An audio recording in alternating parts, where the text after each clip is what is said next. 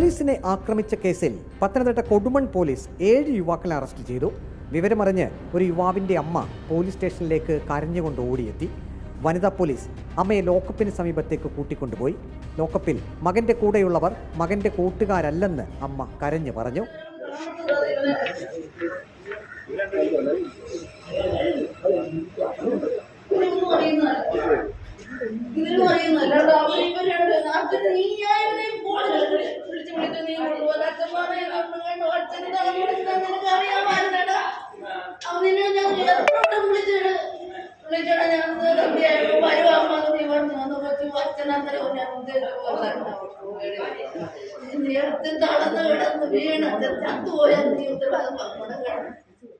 ഇരുപത്തിയാറുകാരൻ മകന് വിദേശത്ത് ജോലിക്ക് പോകാൻ എല്ലാ രേഖകളും ശരിയായി ഇരിക്കുകയാണ്.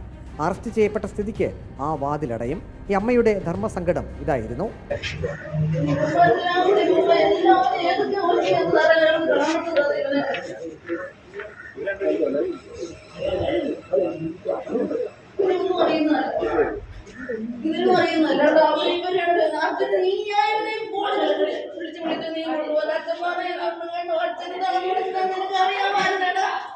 യുവാവിന്റെ പിതാവ് ഒരു വശം തളർന്ന് ചികിത്സയിലാണ്.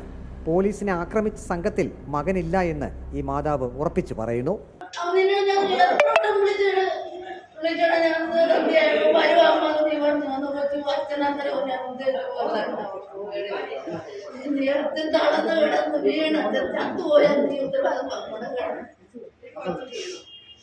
റിപ്പോർട്ടർ, പത്തനംതിട്ട.